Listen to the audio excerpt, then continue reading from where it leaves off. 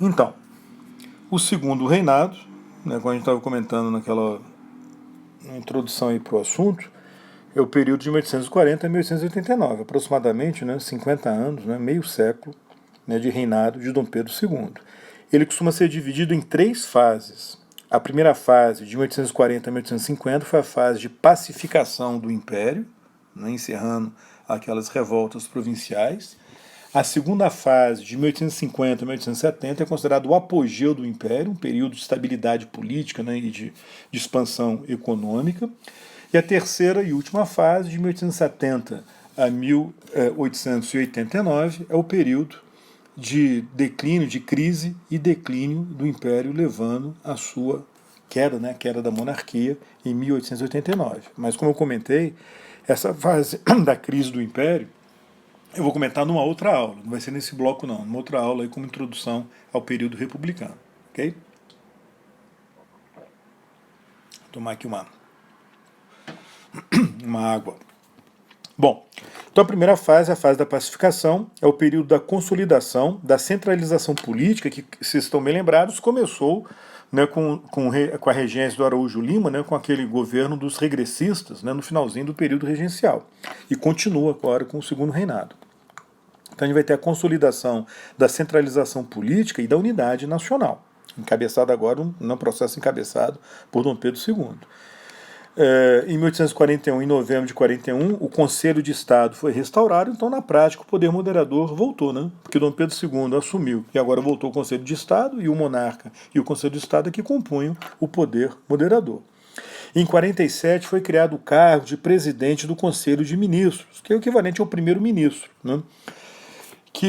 que deu então ao primeiro-ministro a função de chefiar o poder executivo, que até então era chefiado também pelo monarca. Isso foi bom porque livrou o monarca daquelas lutas políticas, né, de formar o gabinete, formar o ministério, né, ficaria nas mãos ali da classe política, o imperador seria poupado. Por outro lado, esse primeiro-ministro seria indicado pelo imperador.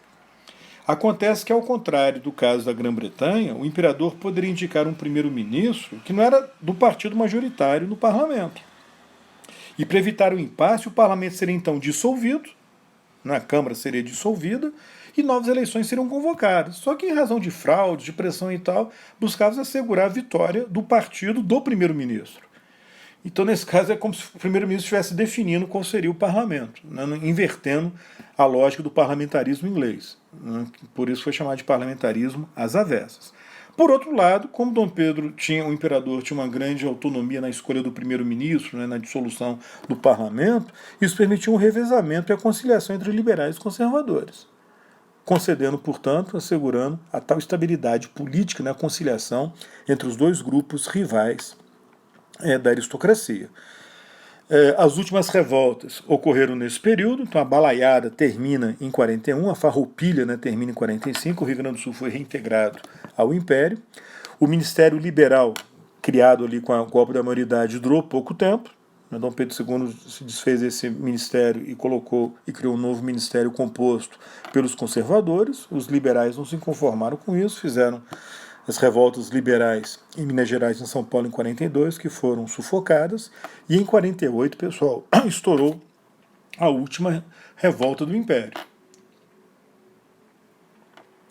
A última revolta do Império foi em Pernambuco, foi a Revolução Praieira, um movimento republicano, liberal, democrático, e que trouxe para o Brasil as primeiras ideias associadas ao chamado socialismo utópico.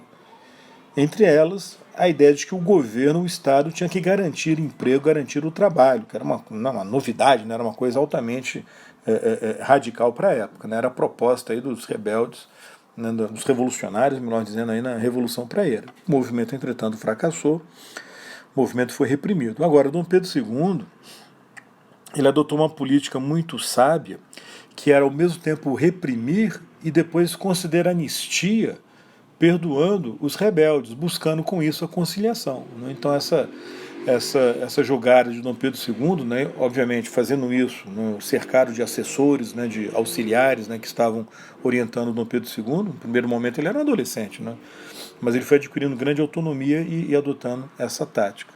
Então aquilo ajudou também no final das rebeliões. Agora, uma outra coisa que ajudou um bocado foi que a economia melhorou a partir de 1850. Não só no Brasil, no mundo ocidental de uma forma geral.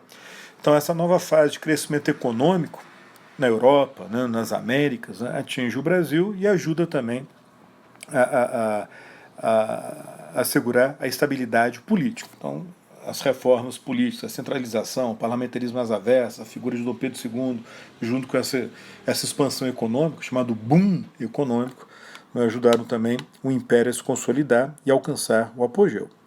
Realmente, importantes mudanças econômicas e sociais ocorreram nesse período. Né?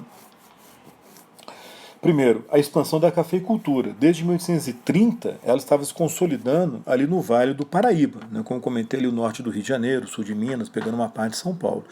E essa região, até 1870, foi o centro da produção de café no Brasil. Né? Só que ela era um café cultivado, utilizando a mão de obra escrava, naquela forma, né, tradicional. A partir de 1850, o café passa a ser cultivado também no Oeste Paulista. E lá permanece, eu coloquei a data aqui até o final da monarquia, mas o Oeste Paulista passa a ser o centro, né, da cafeicultura no Brasil a partir de 1970 até 1930, pegando toda a República Velha. Né? E no Oeste Paulista ele passa a ser cultivado utilizando o trabalho livre de imigrantes, porque a gente vai ver que a escravidão declinou a partir de 1950. De fato, a escravidão entra em declínio sob pressão da Grã-Bretanha, né, os britânicos não se conformaram ali com aquela lei Feijó, né, para inglês ver, entraram em atrito com o Brasil também, porque na época do Dom Pedro II, naquela primeira fase, foi aprovada uma tarifa chamada Tarifa Alves Branco, né, que estabeleceu o protecionismo, elevando as taxas sobre os produtos importados, né, que acabou prejudicando os ingleses, né, os britânicos, aquilo também gerou um atrito. E em 1945 o parlamento britânico aprovou a Bill Aberdeen, que dava à Marinha Britânica o direito, o poder de apresar, de capturar os navios negreiros. E a maior parte dos navios, no Atlântico, a maior parte dos navios negreiros eram navios que praticavam o comércio de escravos entre a África, né, e o Brasil. Então os navios negreiros brasileiros foram sendo capturados em grande quantidade, gerando uma tensão muito grande e ao mesmo tempo uma sensação de impotência, porque o Brasil não tinha como enfrentar a Marinha Britânica. Né?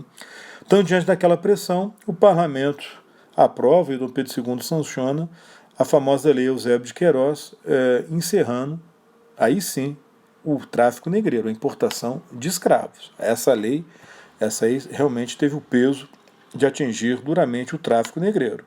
E ela foi reforçada 4 anos depois pela lei Nabuco de Araújo, né, que deu mais poderes de repressão ao tráfico negreiro. Aí não teve jeito, pessoal. Né?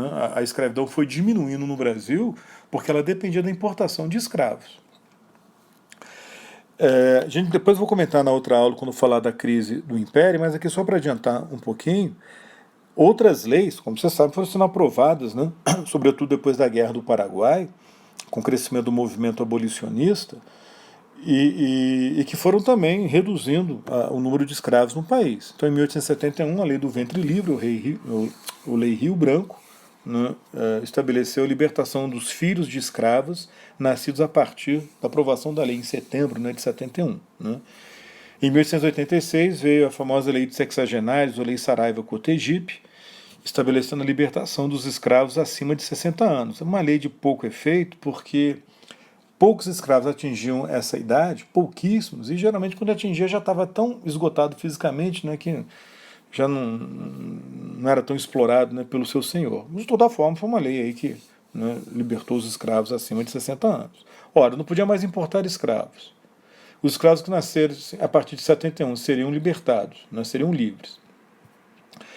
Ainda que o senhor pudesse utilizar como compensação o trabalho desse filho de escravo até os 21 anos. Os escravos acima de 60 anos, né, estavam sendo libertados. Então, quer dizer, a escravidão já tinha diminuído um bocado. Quando veio a famosa Lei Áurea, abolindo a escravidão definitivamente em maio de 88, a população de escravos no Brasil estava em torno de 700 mil escravos. Já tinha chegado a 3 milhões. Né? Então, dá para perceber que a escravidão entrou num declínio muito acentuado, ainda que gradual, não é lento, mas foi um declínio, né, que se estabeleceu a partir de 1850. Okay? Paralelamente, a gente vai ter um avanço da modernização capitalista com o crescimento do trabalho livre a partir do aumento da imigração europeia. Mas aí surgiu um problema. Se os imigrantes chegassem aqui em grande quantidade e tivessem fácil acesso à terra, obtendo terra para virarem pequenos proprietários rurais, pequenos fazendeiros, essa mão de obra livre dos imigrantes não poderia substituir a mão de obra dos escravos. Então era necessário estimular a imigração, mas ao mesmo tempo criar dificuldades para os imigrantes terem acesso à terra, virarem proprietários de terra. Então em 1850 foi aprovada a Lei de Terras. Deixa eu passar aqui para outro slide. Essa lei estabeleceu que as terras públicas até então doadas, por exemplo, naquele sistema de sesmaria, seriam agora vendidas, o que dificultou a aquisição de terras pelos imigrantes pobres e também dificultou a aquisição de terras por negros alforriados, por ex-escravos. Esses grupos então foram forçados a trabalhar como trabalhadores assalariados no meio rural, para os grandes proprietários rurais, formando um proletariado rural. Então essa lei acabou favorecendo a expansão dos latifúndios e assegurando uma mão de obra assalariada, porém barata, abundante aí nesses latifúndios, sobretudo junto aos plantadores de café. De toda forma, pessoal, o país estava se modernizando. Ferrovias foram criadas, o telégrafo foi introduzido, a navegação a vapor também foi introduzida, a iluminação a gás, especialmente nas capitais, também no Rio de Janeiro, na capital, mas também na capital imperial, mas também nas capitais das províncias. Então, mal ou bem, o país estava começando a se modernizar. Pequenas e médias indústrias de alimentos, têxteis, foram sendo criadas também. Esse período costuma ser chamado de Era Mauá, em razão das ações, dos investimentos, do barão e visconde de Mauá, o Irineu Evangelista de Souza, que foi o maior empreendedor da época. No final ele acabou falindo, ele foi além do que era possível na estrutura do Brasil ainda agrária, escravista em decadência, mas ainda assim escravista, e não teve tanto apoio do Estado. De toda forma, a Era Mauá, o barão de Mauá, o visconde de Mauá, virou o símbolo desse processo de modernização. E para a gente encerrar, merece aqui a gente destacar a política externa nesse período. Primeiro, o Uruguai ficou independente, como a gente viu naquela guerra da Cisplatina.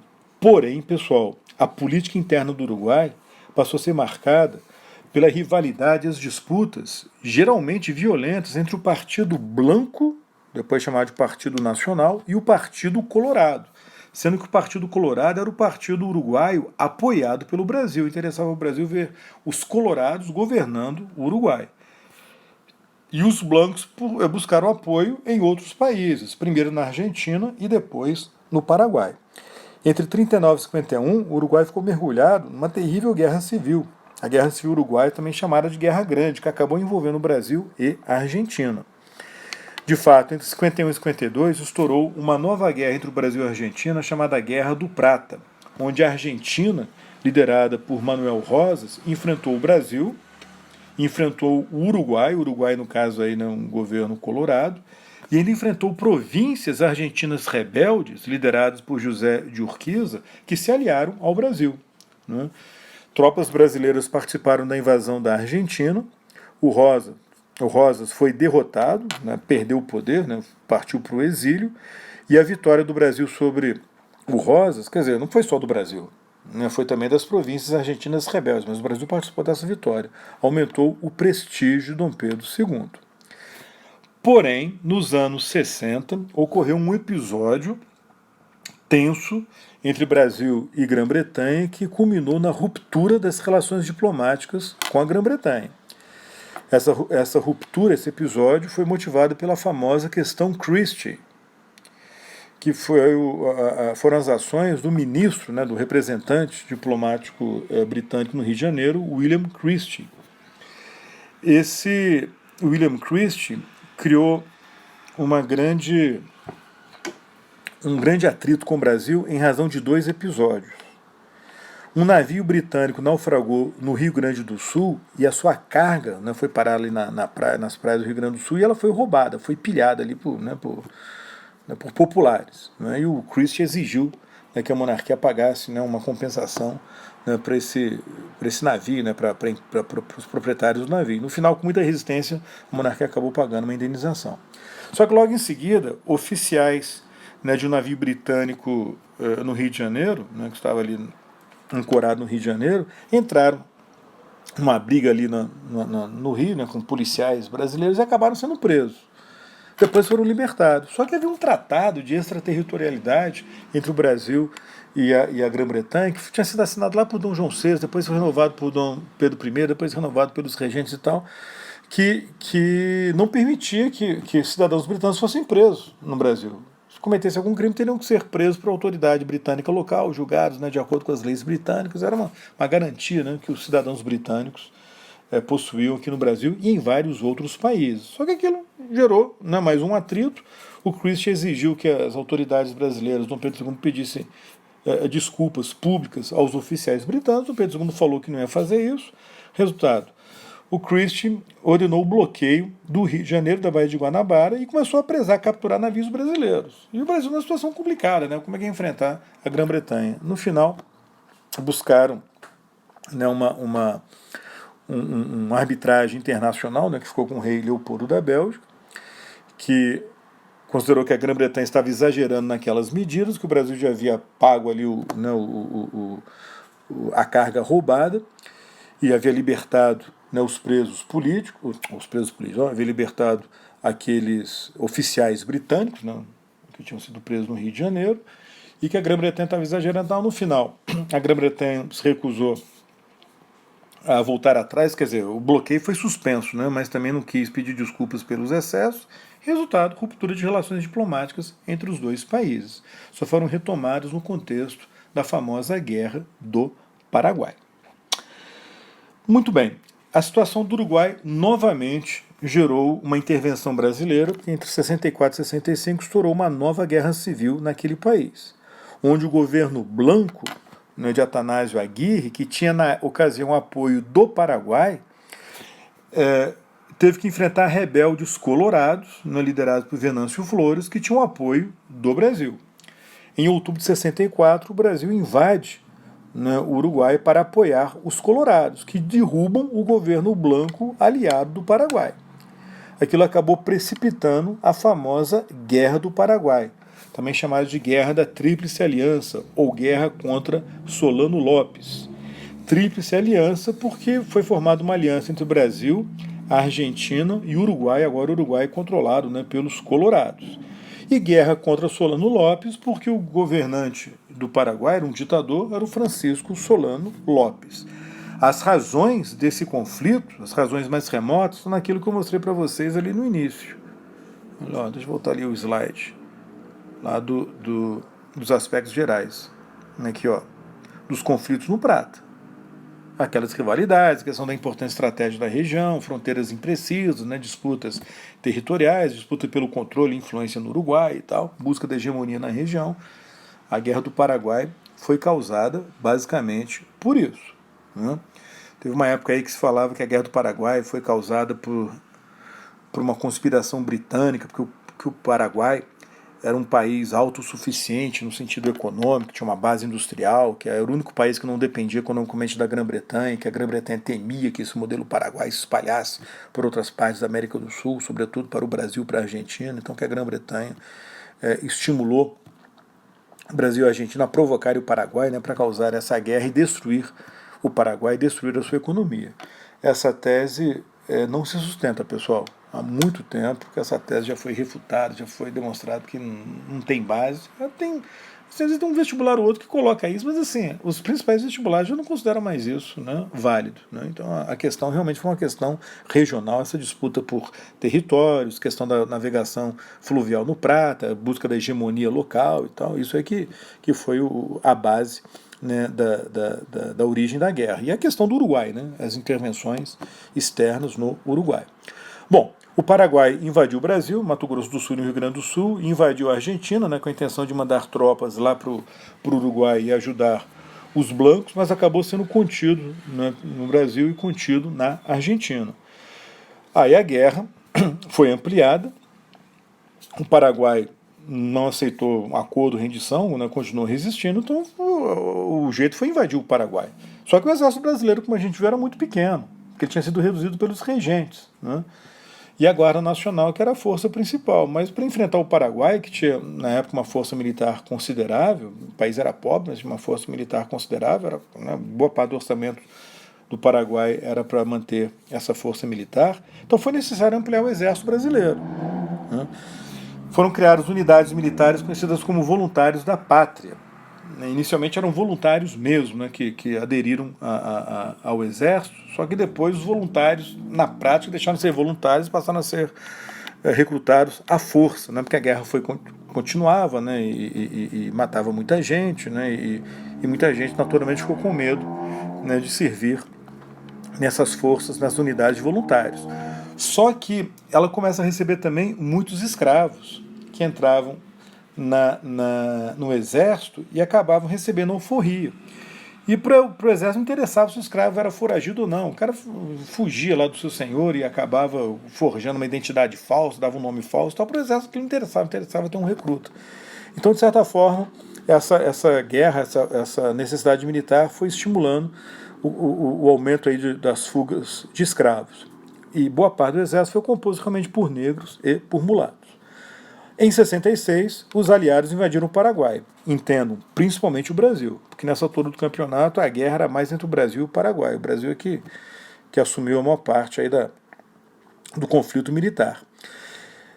O Solano Lopes mobilizou a população do Paraguai, armou os civis, né, crianças, mulheres, né, idosos, falou que não aceitaria a rendição, que a guerra seria até o final, que seria até a resistência final do povo paraguai. Então foi um banho de sangue. No final, Solano Lopes tenta fugir e acaba sendo capturado e morto por soldados brasileiros em março de 1970. A guerra termina no mês seguinte, oficialmente. A Guerra do Paraguai, pessoal, devastou o Paraguai. Até hoje não se sabe ao certo o número de mortos na Guerra do Paraguai, né, do lado paraguaio. Alguns colocam 30 mil, outros colocam quase que 200 mil, né, para alguns 70% da população do Paraguai foi morta nessa guerra. Isso é motivo de discussão, né, de controvérsia até hoje entre os especialistas. Mas todos concordam que a mortandade foi muito elevada, né, junto à população civil. Para nós, a guerra foi importantíssima. Primeiro que fortaleceu a posição do Brasil, a posição do Império no prata. Agora, a guerra custou muito caro. Então gerou um grande déficit público, né, no país, causando problemas financeiros para o Império. Sobretudo, a guerra levou à ascensão do exército, que sai fortalecido, né, do conflito e busca maior presença na política nacional. Como já vê na outra aula, esse foi um fator fundamental na queda da monarquia. Por outro lado, também levou ao crescimento do movimento abolicionista, em razão dessas fugas de escravos, né, de escravos aderindo ao exército, né, entrando aí para servir no exército. A gente vai ver, né, quando for explicar a queda da monarquia, a proclamação da república, essa questão abolicionista que cresceu um bocado a partir da Guerra do Paraguai. Ok? É isso aí. Então, numa outra aula, a gente fala da queda da monarquia e da proclamação da república. Até a próxima, pessoal. Tchau, tchau.